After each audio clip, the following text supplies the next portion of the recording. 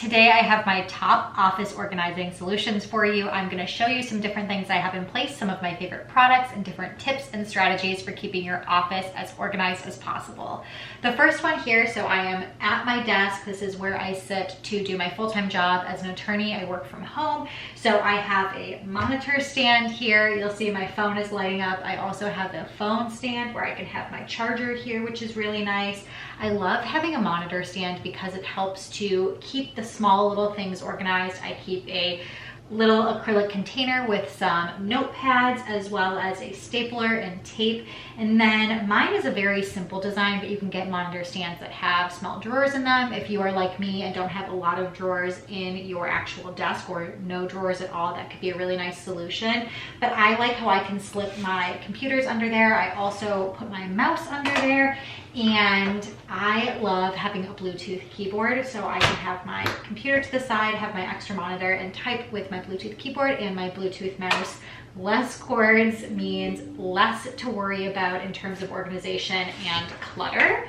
The only other thing I keep on my desk is my pen and pencil organizer here. I keep a box cutter in there, as well as some other things I need within reach, like I have some chapstick, I have my highlighters.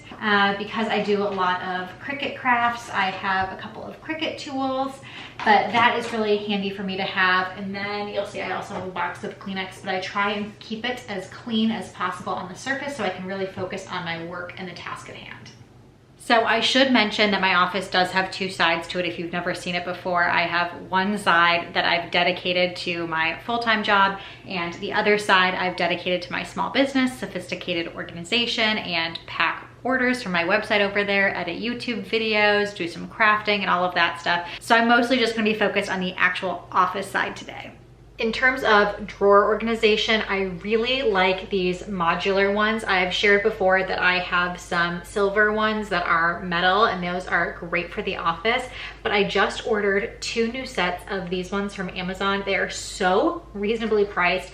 They come with little feet that you can attach so they don't slide around, which can be a huge problem with drawer organizers. I love all of the sizes and shapes they come in, so you can really find a customized fit for your drawer, as well as the items you're storing, which is key when it comes to any organizer. I keep all of my papers sorted in this file cabinet. I have it just down to this one small file cabinet, and it is nowhere near full. I focus on decluttering, keeping categories as streamlined as possible, trying to digitize anything or let go of items for certain things that you might be able to find online. Manuals are a great category, or again, just trying to digitize whatever you possibly can, and then things that you can't and you have to hold on to records, keep them all nice and neat and in one spot. And I know it can be really difficult to stay on top of this file sorting system, so I'm going to show you what I have in place for short-term paper storage and how I stay on top of all of that.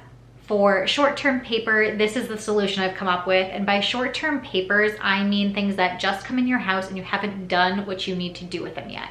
Whether that means filing them away, shredding them, taking some sort of an action, but they could be school papers. Maybe you went to the doctor and they sent you home with some forms or mail that's incoming. All of that stuff, you need to have a place to put it. That's not just a pile maybe on your kitchen countertop or in your office. Wherever that paper accumulates for you, this solution will probably help solve that. So I have used these acrylic paper sorters here. I have one for action, one for short term, one for to file, and one for reference.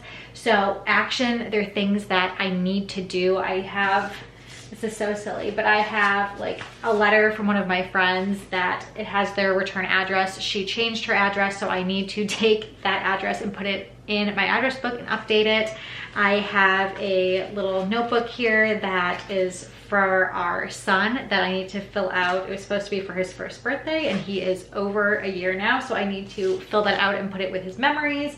Things in short term are things that I know are not going to be there very long. I don't necessarily need to take action on them, but they could be, for example, like a coupon, and it is something that expires in the short term and I want to be aware of it, but I don't want to put it away elsewhere and I don't need to take action on it.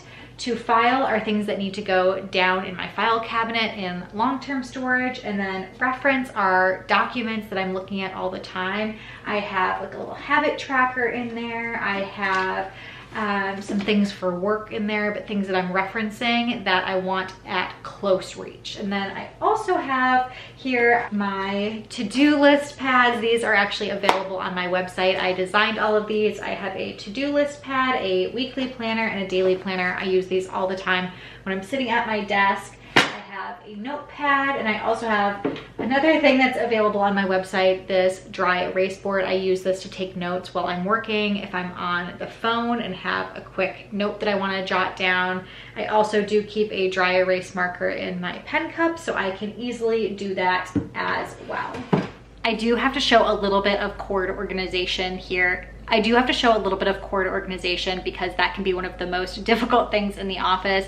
There's so many electronics, things plugged in everywhere. You don't know what cord is going to what, and it can really make your space look messy. So I have two solutions here. Number one is to get these cord organizers here. You can fit a power strip in them, cover up the power strip, and cover up a lot of the mess of the cords, especially if you have your cords plugged into a box like this or into a power strip. It can get really messy. So what I do is use little Velcro labels, label my cords. So if I'm going to, let's say, unplug my work computer charger because I'm going on a work trip and want to take my computer charger with me, all I need to do is look at what that label is, and I can unplug from the bottom instead of having to follow my cord all the way from the top down to the bottom.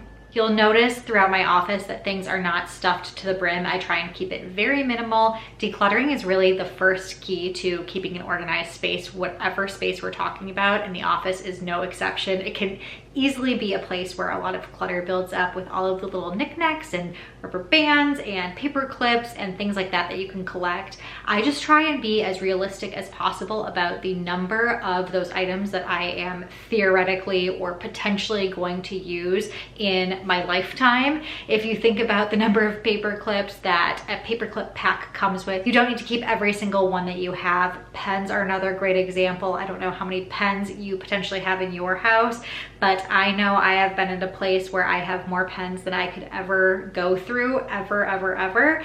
What I do for my pens is try to once a year go through and mark all of them down on a piece of paper and get rid of all of the ones that have dried up and keep the ones that haven't. And you'd be surprised how often things actually dry up and you need to get rid of some of your pens and markers and all of those writing tools.